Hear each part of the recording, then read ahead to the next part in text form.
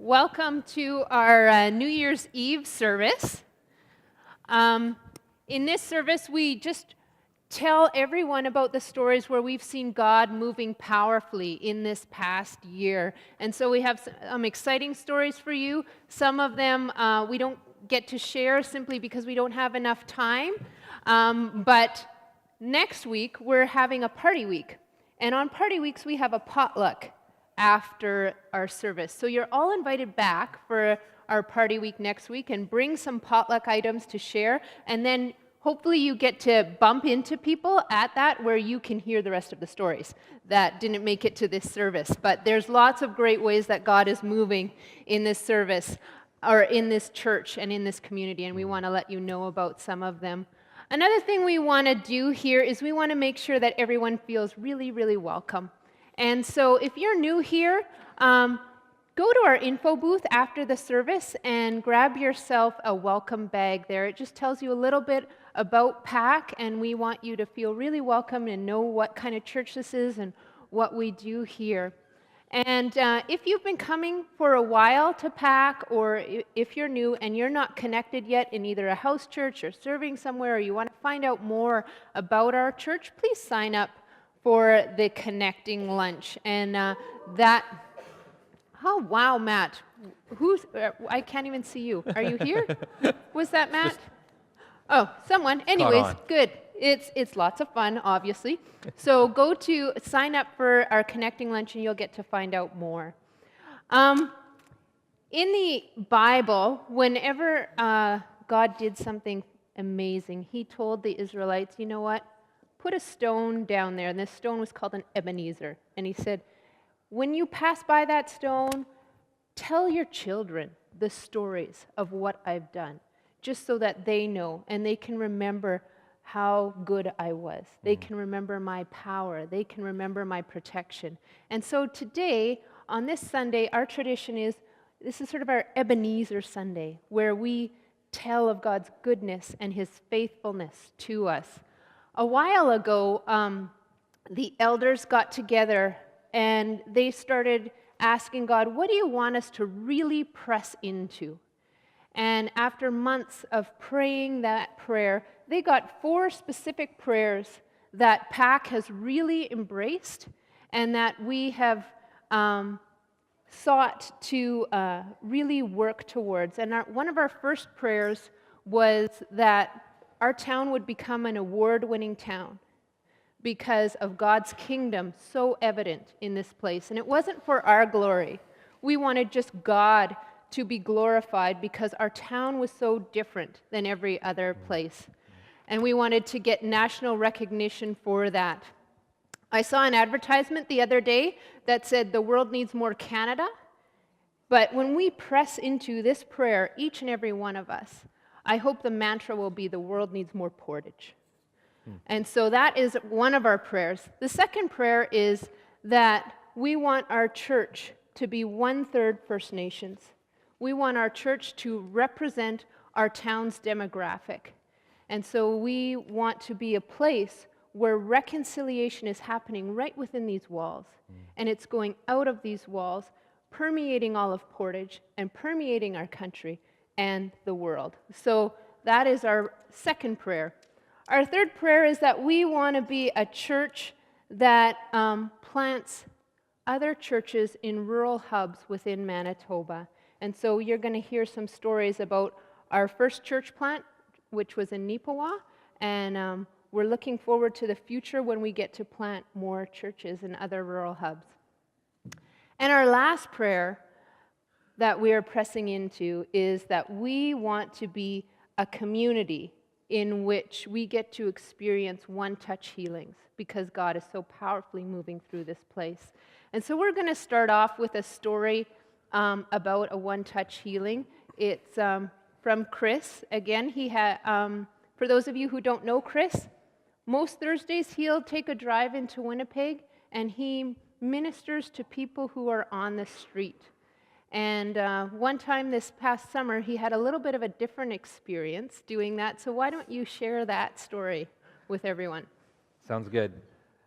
This was a really neat thing I got to share with you because it's kind of, I think, groundbreaking in some ways. The prayers, the way we've come, it's been a process of the elders kind of picking the prayers and hearing from God and where we've kind of centered on. And so this year, during the summertime, they were feeling that they needed to really be active in the prayers, specifically one-touch healings. What does this look like? Being stretched to pray for somebody right in front of you and watch God heal them. And that can be a stretching experience. So this summer, they're feeling like they needed to help lead the way in our church. And so we went out to Winnipeg to do some ministry. We packed some sandwiches, things that people might need on the streets, and we went out to just go love on people. That was, of course, always the main goal. And so we went out, and I went with two people from the board. I went with Mark Peters and Linda Weeb. So most of you guys might know who that is. So we went out onto the streets, and the first group that we encountered was some young teenagers. And I remember this one guy named TJ was kind of singled out, and we talked for a little while, and TJ had said that he had a problem with his eyes. He couldn't read well. He was trying to read this sign that was just a few feet away from us, and it was just all blurry. He couldn't read it. So I said, "Okay, TJ," and what my role in this is to kind of help lead and demonstrate, for people who learn how to pray for people, how this works, right? This is how it's supposed to look. So I have this opportunity to pray for TJ. I tell him I'm going to put my hand on him. I'm going to pray for him. I'm going to expect God to do something for his eyes.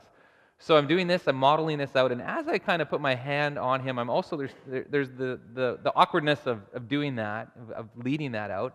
But there's also something else going on where I'm feeling like something just feels off. So anyways, I pray for TJ's eyes, and nothing happens. But in that moment was what I really feel looking back, God saying, basically, let Linda do it. I felt at that time it was kind of her chance to pray for somebody. So I left her with a really big faith moment where it's like, I prayed for somebody, nothing happened. Hey, why don't you try?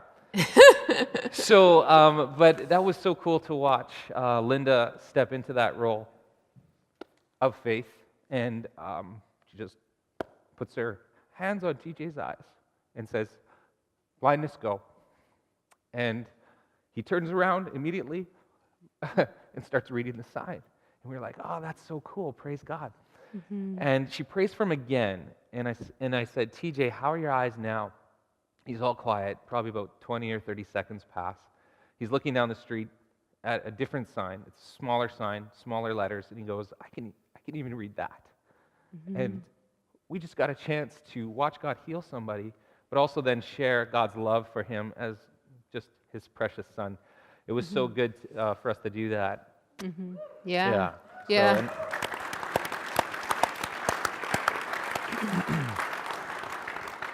I love that story, though, because you said that after that, Linda went around and she kind of disappeared and started praying for everyone. Yeah. And I thought, this is a girl after my own heart. I got these pajamas this year for Christmas that said "Girl Boss" on them. And I don't know why, but I'm thinking maybe I should hand those off to Linda. Because she just took matters into her own hand, and you ended up with another situation where she took control. Totally. So Linda's off. She's just praying for people now. She's doing her thing. And it's just amazing when you watch God heal somebody right in front of you, the kind of faith that fills you. So she's gone doing this. I bump into her later, and she says, "Oh, yeah, I prayed for another guy. His eyes got healed." I'm like, "Oh, okay, that's awesome." So good, because, when I do it, it's like maybe one person, and for you, you got two. That's awesome. But it was so neat to see her faith. And so we kept going. I just wanted to see who she prayed for, and wanted to meet this guy whose eyes got healed, this other guy. And so we can't find him anywhere. And then about 20 minutes pass, and this guy comes back, and he shows up, and he sheepishly kind of approaches the group and says, "Could you come pray for my son?" And we all said, "Yeah, of course." And so he leads us across the street to this really dirty-looking hotel room. Basically, this rundown hotel. I remember walking up the stairs, and there's like powder on the stairs just to kind of deal with the smell that's in the air. We get to this tiny room, and I see this mother holding a little baby, maybe 3 months old. Mm-hmm. And it's kind of an unsanitary place. It is a little bit like a Bethlehem moment. We walk in there, and he says, "This is my son." And so First Nations family, they've been coming for about 2 months to the Health Science Center because their little guy When he eats, he can't keep the food down. He's unable to eat. So they're not having success at the hospital. Can you pray? So we pray for him. And the first time we wait a little bit, and he's a very rigid boy. He got kind of rigid. And I remember Linda asking, Mom, is this normal? She says, yeah, I don't know why he does that. It's odd. So in that moment, again, Linda just kind of moving in faith, and she turns to Mark Peters, who was there, and says, Mark, I want you to pray for the baby. And Mark puts his hand on this little guy's head, just prays for him. And Linda, after holding him a little bit, hands him back to the mom and says, okay, I want you to feed him now. The mom starts to feed him, and after we wait a little bit, and then she says to us, he's eating, it's staying down. And I look back to the entrance of the room in that moment. I don't even know where these people came from. There's a bunch of people in the hotel watching what was happening, tears streaming down their face. And it was just a really holy moment. It was really cool. Yeah. Aw. We were teasing Chris that there's a little man that follows him with a sliced onion everywhere he goes. Yeah, and that's what's happening. He's under my chair.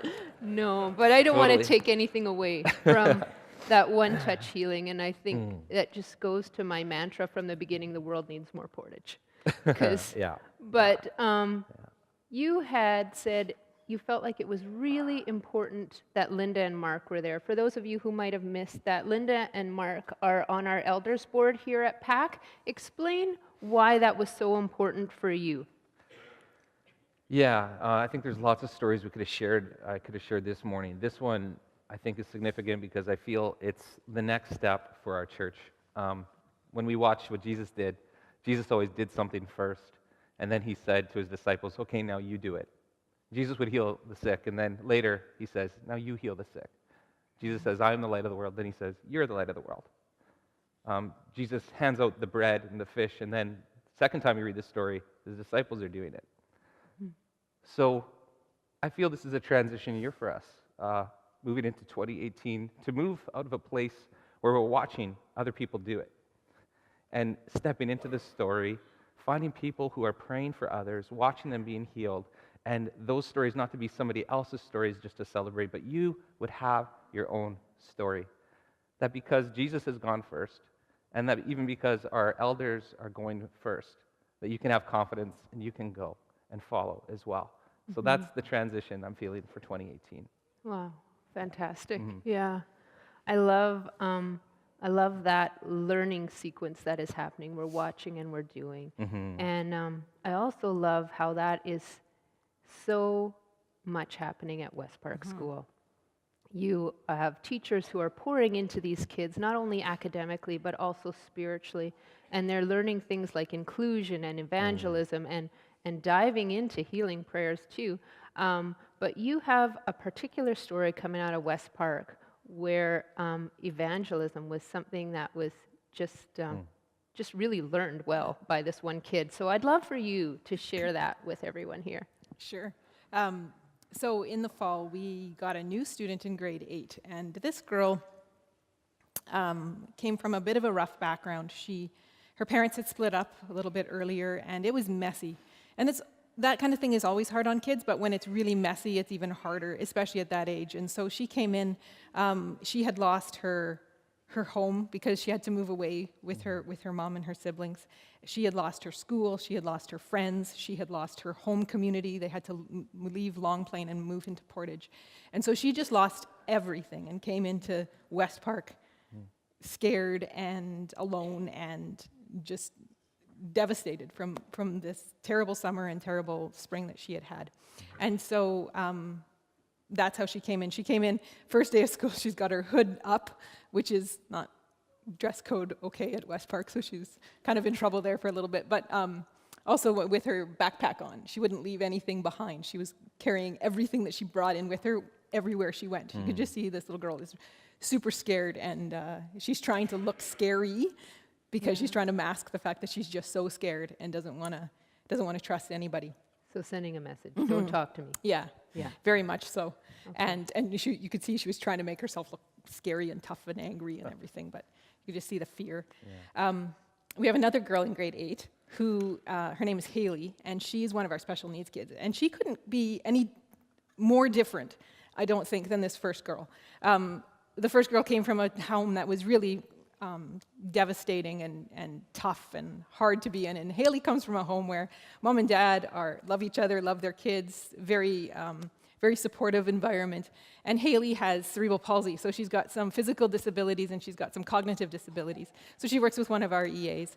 And Haley is just fun. If you know her, she's around here. You might know her.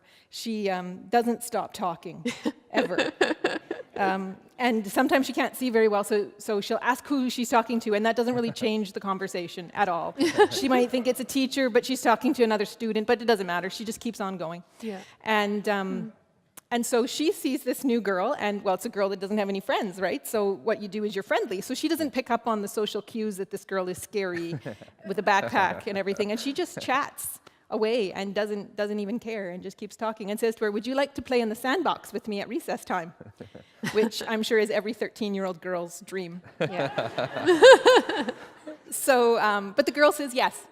And they sit in the sandbox, and Haley chats her ear off. And first, it's kind of like, yep, no, whatever. And then they start to form a friendship. And so Haley and her EA, Judy Hookstra, they start to chat. And this girl becomes kind of a secondary EA for Haley. If Judy has to go and do something, this girl looks after her, gets her stuff, and that kind of thing. They eat lunch together. They develop this really authentic friendship between the two of them. Yeah. That's neat that it went from a don't talk to me, but really what she was saying was someone, please talk to me. Yeah. And the spiritual environment is such that at West Park, Haley picks up on that. Yeah. And, yeah, dives in. That's For right. sure. Yeah, no worries at all.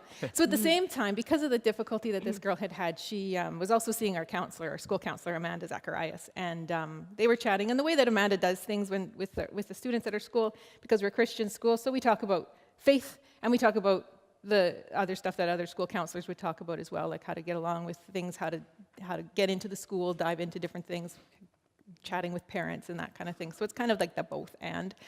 And they had some really good spiritual conversations, and Amanda was in touch with her mom, and they decided after a while that this girl was really having a hard time with a lot of the differences that were happening for her. And there was one thing that she could actually change and go back to something more familiar. And she decided she wanted to go back to her old school, because not that she didn't like West Park, she loved it here, but that she had her friends there, and that was one thing that was still familiar to her. So she and Amanda and her mom made a plan, and they had a day set in mind when she was going to go back, and it was going to be on a Monday. So Amanda's off on Fridays. So on Thursday, she had a good chat with this girl, and she kind of felt like she was going through, as she was talking to her about some spiritual stuff. And she was asking around questions like, do you want to have Jesus in your life? And do you want, and it just wasn't really going anywhere. And so on her way home, she kind of felt, I should have just said to her, do you want to be a Christian? Because sometimes people have baggage and we don't want to say that. Yeah. Do you just want to be a Christian? But she said what this girl knew of being a Christian was West Park. And she knows we're a Christian school. So yes, she wanted to do that. And just ask her that question. That's the clear question that she should have asked, she thought. So she texted Judy and she said, if you get a chance, ask her this question tomorrow, her last day of school. Oh. And of course, Judy found a chance. Yeah. And so she and Haley sat down and chatted with this girl. And she said, yes, I want to be a Christian. And so they prayed with her. She became a Christian. And the cool thing for us was that she said, as she was going, she said, I can lose my home, I can lose my family, I can lose my friends, I can lose my school. But now I can't lose Jesus. I have him and he has me. Oh, boy. Yeah. So good. Yeah. I think the man with the onion is following Lydia too. Anyways, these stories are wonderful, and they're not just stories that we know about. They're all of our stories, and they're because of what you all do, how you pour into this place, how you pour into people coming through these doors, how you welcome, how you mentor. If you're sitting there thinking, oh, I wish I had some more God stories like that, there are just two easy ways to start. Get involved, serve somewhere, but also start tithing. And I know that seems really, really weird, but in God's economy, he says, test me in this. When you tithe, when you give offering, I pour out blessings that you will not understand. They will be beyond what you imagine. And as my husband and I have stretched and tithed more, we have found that that is so true. God has opened the heavens up on us. So when you stretch in this way, God's economy works in such a weird way that you get blessed in incredible ways. So right now we are going to take the offering, and maybe as we look forward to 2018, this could be a stretching start for your family. So please stand with us as we sing. These are great stories that we get to hear and participate and share in. But sometimes we wonder, what happens next? Where do the people from these stories go? And part of my ministry here at Prairie Alliance Church has been to work with where those stories go next. I get to work with the youth leaders. There's actually 4 of them on stage over here. There's a bunch of them sitting over here, and these are the best of the best. They are so much fun to be with.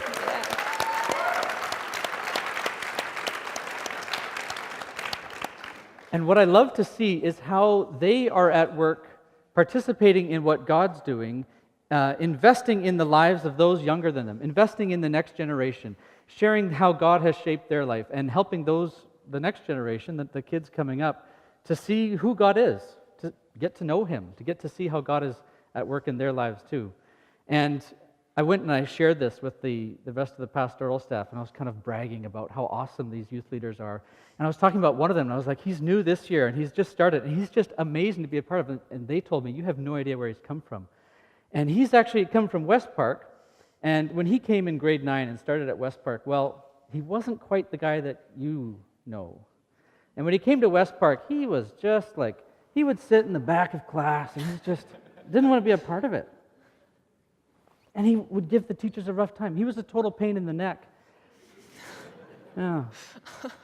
And then I get to see him a few years later, and he's the guy who has a whole bunch of grade 9s and 10s. And he has their attention just captured. And he's giving them great stories, and he's telling them what his life is like and sharing life with them. And I just love to see that in the youth leaders. The stories of when they were kids, I don't have that, but I get to see who they've become. And it's wonderful to see how God is using them to invest in the next generation. Veronica, you are one of these youth leaders. You're here as a youth coordinator right now. How did God invite you into His circle? How did He bring you into this story? Well, it actually didn't start with me. It started with my parents, Barry and Gail Lowen. They got invited to a Christmas banquet a couple of times, actually, a long time ago. And they kind of came up with excuses each time why they didn't want to go. And then finally, the third time, they were like, well, we can't come up with any more excuses, so we might as well go. My mom was pregnant with my older sister, Allison, at the time, so they're like, this might be a good thing to kind of explore a little bit. So they went, and they were like, okay, this is good, but we want to know what this church is like when they're not on their best behavior. Like, we want to know what PAC is actually like. So they decided to come again on a normal Sunday.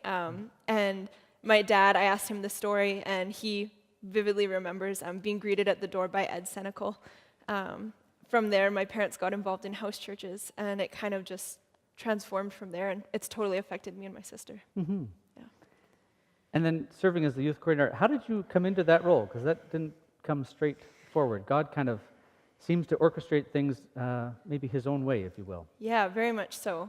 So my previous job, I started it in September-ish, and I didn't really know how long I was supposed to be there for. It was a job where I needed to raise my own funds for it, and so I prayed, and I heard very clearly God say 10 months.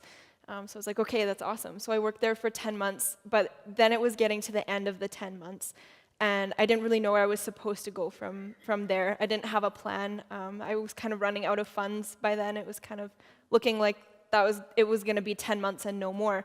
And then you sent me a message, and you said, hey, would you be interested in being a youth leader? Which I thought long and hard about, and I came to the conclusion of no, I just didn't have that kind of time commitment, so I declined. But then you said, hey, what would you think about a full-time ministry position? And I was like, this has to be God. Like, there is no other way to explain why I'm here, just the way things have gone. Did that connect to any kind of a prompt from someone in particular before? Definitely, yeah. My own youth pastor spoke into my life several times throughout the years, just calling me out and saying, Veronica, I really see you as a youth pastor. And sometimes he wouldn't even give me any details. I'd be like, hey, can you like pray with me over my future? And I don't know what I'm supposed to do when I graduate. And he's like, youth pastor. And that was all he would give me. And I'm like, come on. like, I had no idea. And the way God has orchestrated my life since then has just been so crystal clear that this is where I'm supposed to be. Yeah, oh, it's neat to see the circles of God orchestrating things, and someone like Pete Ralph, who so many of you know and love, to see how his work with you has developed and helped you to become who God has meant you to be. But he only does this just a couple of times, right? Or is this still happening? No, it's totally still happening. There's one guy in our youth group right now, actually, who is just an outstanding leader. It's I don't know if some of you know him. His name is Ben Zacharias. And he is amazing. He's great at getting his friends to youth. He's great at participating in things. He's right now in the kids ministry. Is he today? Yeah. That's fantastic. Yeah, and actually it's really cool that you brought that up, because a couple of weeks ago I was at the Christmas concert, the West Park Christmas concert, and he was on stage. Ben was playing piano, and on his left were kids in the choir sitting on the risers. And if you know Ben, you know that he's in kids' church right now. He's actually a kindergarten teacher, and his kindergarten kids were right next to him, and so every so often you could see him go over, lean over, whisper, kind of quiet them down, and just the way the leadership in his life carries through every aspect, and not just at youth, but at school and at church. Yeah. Our faith is passed on generation to generation, and so it's really special to be part of these stories, to witness the faith that we have in God as it gets passed on generation to generation.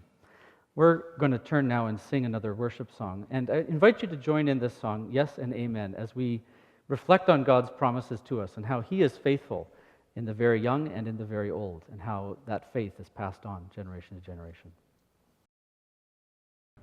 One of the things that I have loved about Veronica's story, as I get to work with her, but I also get to work with her mom, is just seeing God's faithfulness through their family, but also the risks that people took in inviting Gail and Barry to a Christmas banquet, and how people poured into them and mentored them, and I just get to be the beneficiary of working with two pretty fantastic people because of what everyone here poured into them.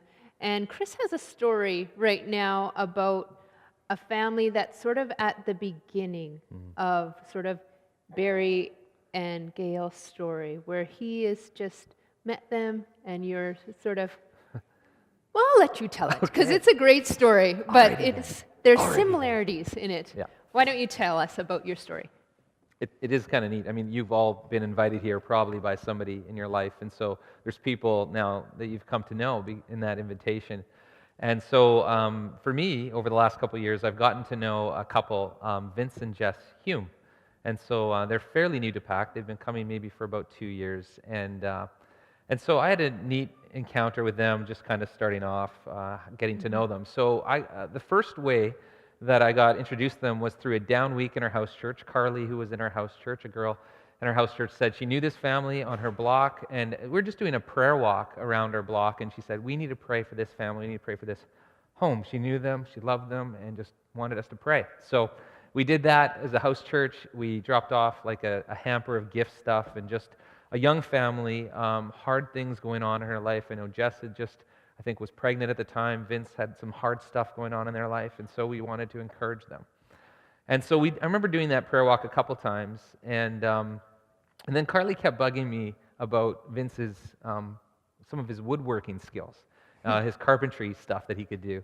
So she just kept pestering me, bugging me, like, you got to go check this stuff out.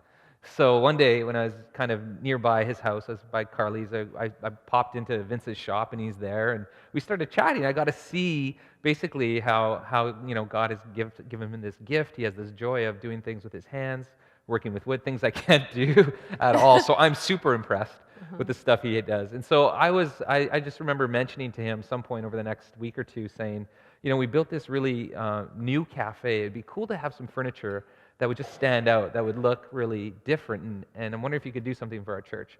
So the green couches that you see out there were made by Vince, and they sit out there. And I just, that was our first connection point as kind of friends. And so over the next while, we continued kind of in our relationship. And Vince was asking me, he said, Chris, I often make this furniture, but I never get to see it being used. Like, it just goes into people's homes.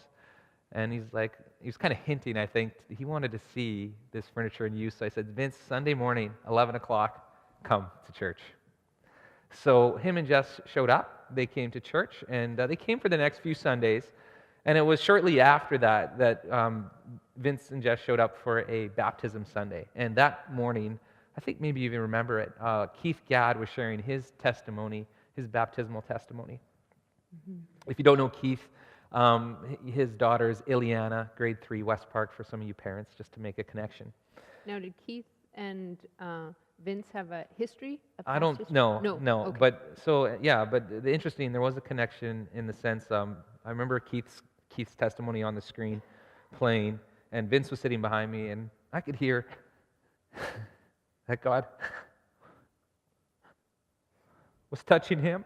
And so after, I just kind of come up here, and I see Vince come up to me and just say, you were on the prayer team. yeah, prayer. I come up here, come on up for prayer. I see Vince come up to me and saying, that story that I heard from Keith is my story. Things in the past, struggling with addictions, and basically just saying, I need God in my life. So we did that. We invited Jesus to be Lord and Savior of his life. And so that was about just over a year ago or so. This year, I've had the chance, being Karis in our house church, I've had a chance to invite Vince and Jess into our house church, and it's been fun watching them just kind of read their Bible, pray, and grow together as a family, and watching some of the subtle changes in their life. They have a daughter by the name of Summer, and she comes to kids' church and just loves it. Thank you, all you kids' church workers who make just life enjoyable for kids there. But she was coming, and I remember her mom telling me this story. Every time Summer would walk past the West Park hallway, she would look at the pictures on the walls of the teachers and the grade classes, and she walked past grade 3, and she said, Mommy, if I come to West Park, then this teacher, Mrs. Wilms, would be my teacher. And it was almost like this hint to Mom, like, Mom, pay attention. Yeah. So with the help of a few people, anyways, Summer she started school here this year, and Mrs. Wilms is her teacher. So that's been super cool to watch. Yeah. The growth there. I love this story because God heard the heart cry of a little girl who wanted to go to West Park School, and through a whole bunch of different events made that possible. Yeah. But also God heard the heart cry of Vince, when he was stuck in addictions. I want something different. And through a whole bunch of different events, you end up in his garage. Yeah. He ends up here. Yeah. You end up praying together. Yeah. And very cool. now he's one of God's sons. Yeah, totally. Yeah. Totally. But I also, you told a different story too about Summer, and just how even the way she plays now has changed. Her spiritual roots are going really, really deep and affecting every area of her life. Why don't you talk about that a little bit? Yeah, absolutely. So my wife, Karis, runs a part of the Grandma's Kitchen, which is a West Park ministry, basically here at the West Park School, that basically helps give food to hungry kids. But we wanted to do a ministry that didn't have any stigma attached. So it didn't matter if you had your lunch or you didn't have your lunch. Anybody can come and get food. It's always open and available for anybody who's hungry. So you see kids who have lunches coming grab, and you see kids who don't coming to get food. And it's just beautiful ministry that helps to remove the stigma of that kind of a need. So me and Karis get to pick up Summer a couple times a week, bring her to school, and Summer helps Karis set up Grandma's kitchen. So this was kind of neat. A few weeks ago, it was Jess's birthday, and we showed up with the birthday cake for her and dropped that off at her place. And I look inside, and this is a neat connection. I look inside, and I see Summer, and she's playing with Ileana, which would be Keith Gadd's daughter, grade 3 as well. Just how, the connection of that story. But they're not playing store, they're playing Grandma's kitchen. They're imagining they're helping hungry kids, and it was just a neat thing God's doing in their life. Yeah. And so instead of playing store where you're making... Is somebody cutting onions in here? I'm sorry. Are you kidding me right now? I'm having a hard one. Yeah. Pardon me. Yeah, where they're not worried about making money or, and there's nothing wrong with making money. That's fine, all in its place. But they are playing social justice games. Totally. And I love that that's sort of the training that's going on there. But I loved where it started too. It started with people taking a risk and inviting others into their house church. And this story, it's just so fundamental that we all get into house churches that are about inclusion. Invite people in and make room, and that's what the kingdom's about.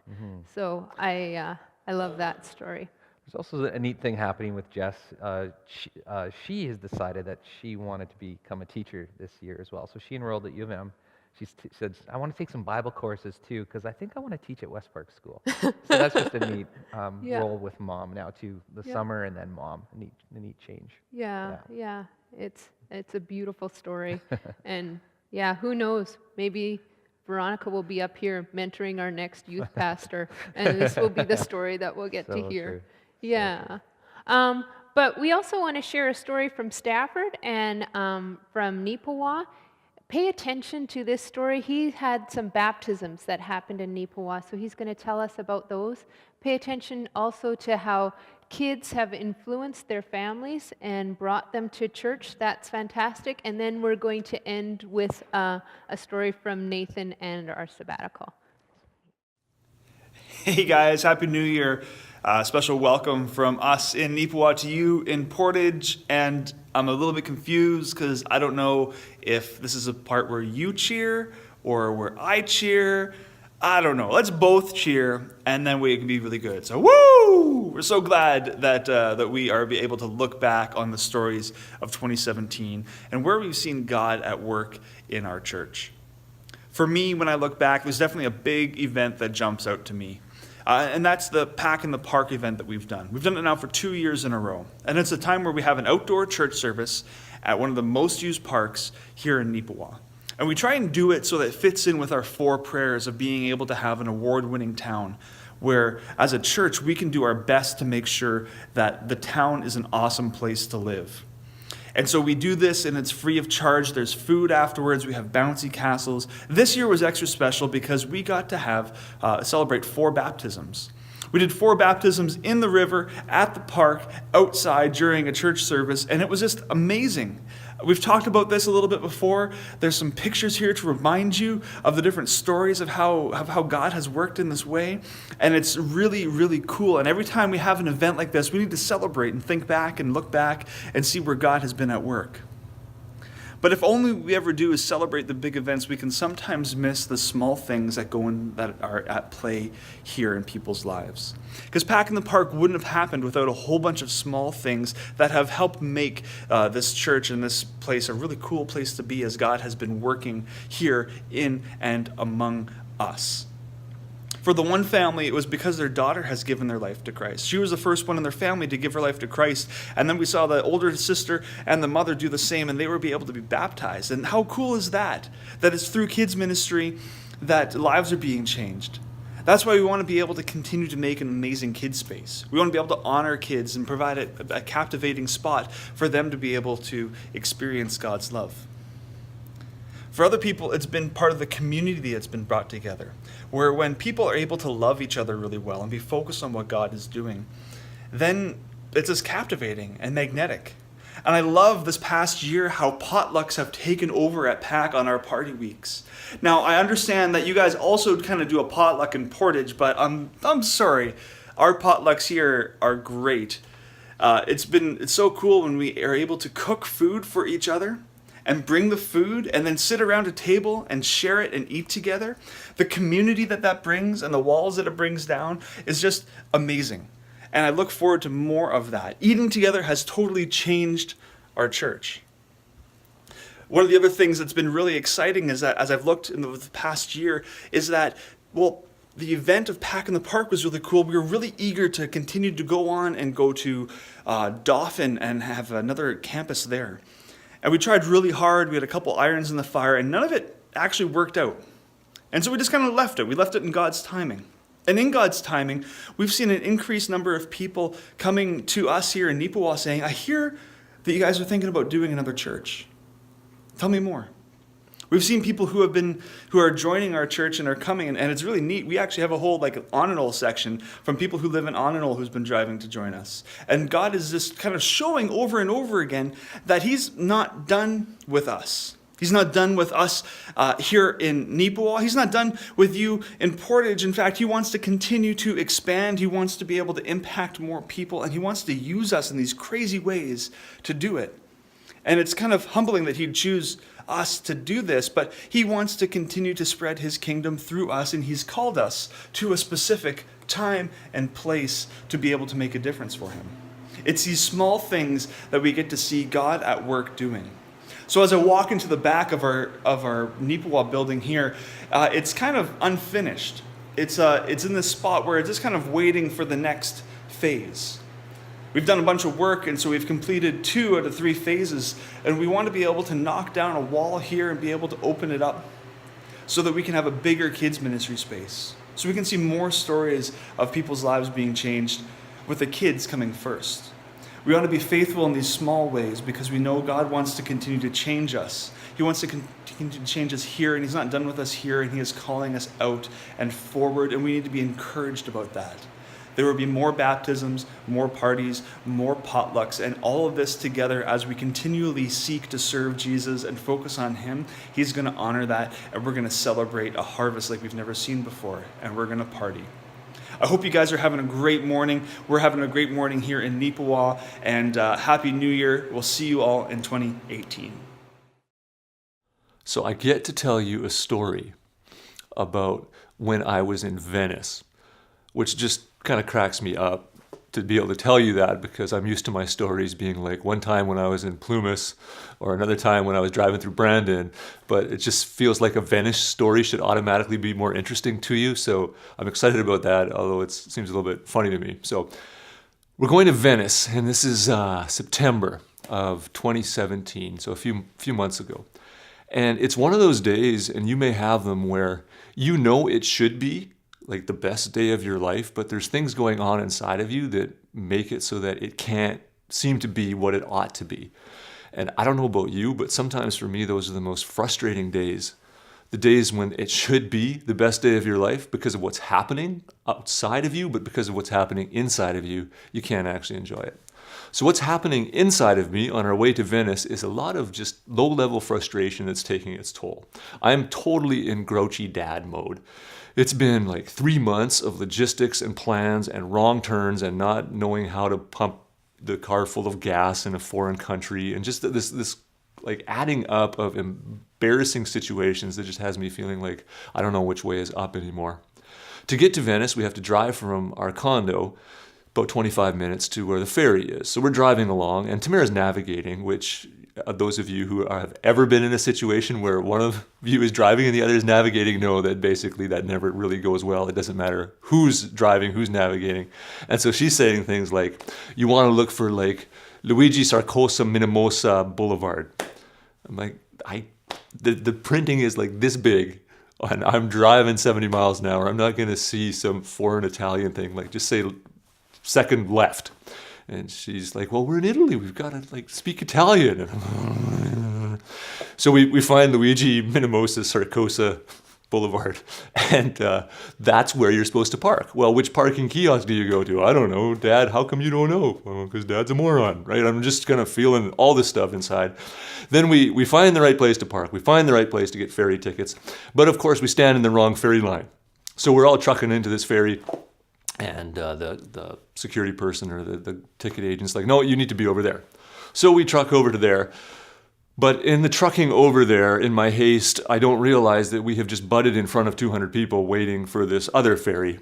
So we're then very patronizingly look and see all these people that are behind you. And then you have this big long walk of shame to the back of the ferry line. Everyone in the family's kind of taking it in stride, except for me. I'm ready to just shoot something. And then we get on the ferry. The seats are sticky. It's all I'm just not. And I'm going, this is Venice. This is your one day in Venice, possibly in your life. Why are you being such a jerk? And I can't seem to get above that. We get to Venice and it's beautiful, but it's crowded and we're just elbowing our way. It's like MTS Center at intermission. Everybody's just packed. And we start shopping because that's kind of what you do. You look at the architecture, you move in and out of these different canals and alleyways, and it's really quite cool. But we're looking at purses for hours. And Soren gets in his mind, my son, that he wants to get a pen set. So we kind of got the girls looking at purses, Soren's looking at pen sets. Neither of these are of remote interest to me, so I'm standing outside the stores for what seems like a long time, feeling very sorry for myself while people are looking for purses and pen sets. And of course, if you've been in Europe, you know that everybody in Europe still smokes like chimneys everywhere you go. So I'm just out there kind of on permanent smoke break, kind of going, maybe I should just buy some cigarettes and just succumb to this. It'll give me something to do today. This is my frame of mind. Just grouchy dad. After 15 hours maybe of shopping, 2 probably, Soren finds the perfect pen set. And it's really kind of neat. Soren is getting to that age where when he's interested in things that are a little bit eccentric, I really get intrigued by it because I'm like, who are you becoming? What are you into? So I'm liking that he wants this pen set. It's about 40 euros, 60 bucks. Represents most of the money that his grandpa gave him to spend. He's been whittling away at it on the trip. This is the last purchase that he's going to be making. He buys the pen set. It's got nibs on the bottom, nibs or nubs, I'm not sure what they're called. You dip it in the ink. There's this feather and some different notepads and that kind of stuff. It's pretty classy. It's the kind of thing you'd buy your boss if you were in Venice, and my 13-year-old has bought it for himself. So I'm kind of amused by this, but he's just loving it, right? 12 years old, got this pen set. He's been looking for it, last bit of money. Then we continue to shop, and at some point we realize we don't have a pen set anymore. Which of the 50 shops in the last hour and a half, 45 minutes, when did the pen set go missing? And I'm still sort of grouchy dad. I'm doing a little bit better. But who knows where this is? I mean, if you've been in Venice, it's like a maze upon maze of water and people. And sometimes the alleyways are literally as wide as your shoulders. You're turning sideways to get by people. We're half lost most of the time. And now Soren's looking at me like, Dad, can we go get the pen set? Big eyes. I'm like, inside I'm going, I don't want to backtrack. I don't think we can backtrack. This day is actually winding down and I haven't blown my stack. This is probably pretty good. Then I look to Acacia, my daughter, assuming she'll be like, yeah, that's just stupid to go look for a pen set. And she's giving me one of these I'm like, okay, pen set. Acacia figures we should go for the pen set. Surely my wife will not make me go back and look for the pen set. Look at Tamara, same big eyes, and I'm like, okay, 3 doughy-eyed people in my family. I have to go back and look for this stupid pen set. So Soren and I take off, and we're weaving our way through ancient Venice.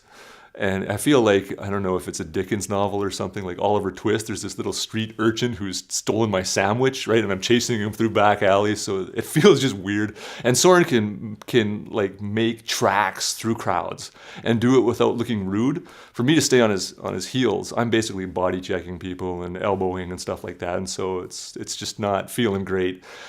I'm thinking the whole thing is an exercise in futility. Anyway, we start going into different stores here and there. No. We end up at this store. It was selling cell phone cases, because when you're in Venice, that's what you shop for, right? Cell phone cases. So we're in the cell phone case store where he thinks he might have left the pen set someplace in the last hour and a half, might be here. Go in, not there. He's crestfallen. I'm feeling kind of sad and annoyed. I'm hang on to your pen set, kid. Like, you love this thing. Why put it down? Not saying it, but feeling it. And then the clerk says, are you looking for this? And she brings out the pen set. And I have a totally unexpected reaction. I would have thought I might go, oh, Soren, you got lucky. You need to really be careful and be thankful to this woman. She bailed you out this time. That doesn't happen. Instead, I have to look away from her, and I have to look away from Soren because I start to cry. And so at the end of the year, here at PAC, as I dream with you about 2018 holds, I guess what I'm dreaming about is that the things that were flooded into my heart in that moment become the part of our corporate heart. And I'm not entirely sure how to really nail it down for you, like it's these three things. So let me just talk a little bit about what was going on inside of me in that moment, which I really think was a gift from God, and how it could play out for us. The first thing was just his patience with me, God's patience with me, that on a day that ought to be all gift to me, and in my brokenness I can't accept it, he still is willing to teach me things. He's still willing to be present with me. He's still willing to use the little things of life, like other people and busyness and confusion and pen sets, to let me know that he's near. Because that's what I felt in that moment, God's interest in me, that he was wanting to show me something in this. So I pray this will be a year for us where in the normal parts of every day, the frustrations, the ups and downs, you're just surprised by how near he is to you. And in those normal things of your life, he wants to show you stuff. So I felt his intimacy, his interest, his closeness. But what I learned was afresh and again how much he cares about those things that are lost. And there's just so many layers there. Like, so I'm a dad, right? Helping my son try to find something that I'm not super interested in. I'm interested in the son, but I'm not interested in what's lost necessarily, so I'm kind of removed from it. If it was Soren that was lost, and it still felt really good to find it, is what I'm saying, right? It still felt really good to find it. Now imagine if it was Soren that was lost. If I thought I was rude before, running through Venice, throwing elbows and stuff, it would have been an absolute massacre. I'd have been sprinting flat out. I'd have been trying to get to him before somebody else did. I would be trying to get to every single store before it closed, before I ran out of time, to grab that little boy and bring him back close to my heart. And God is just like, that's how I see people. I'm the father chasing my children through the crowded streets where they're endlessly distracted. And for a moment, Nathan, you got a glimpse of my heart. My prayer for 2018 for our church is that we would actually get a full-on glimpse of God's heart, even just for a moment. And if we do that, we'll never look at our neighbors again. We'll never look at our jobs the same, well, we'll never look at our neighbors the same way again. We'll never look at our jobs the same way again, because we'll understand that we're not working with people. We're working with lost sons and daughters, prodigals that have not understood how good Dad is, and Dad's chasing them. He's running out to them as fast as he can without any dignity, wanting to push over what's ever in the way so that they could choose him. That's my Venice story and what God did inside of me through it. And I hope that he doesn't, well, I know he doesn't just do things in me so that I can go, well, that's neat. God and I had a cool experience. Everything he does in us, he does not just for us, but for the sake of other people.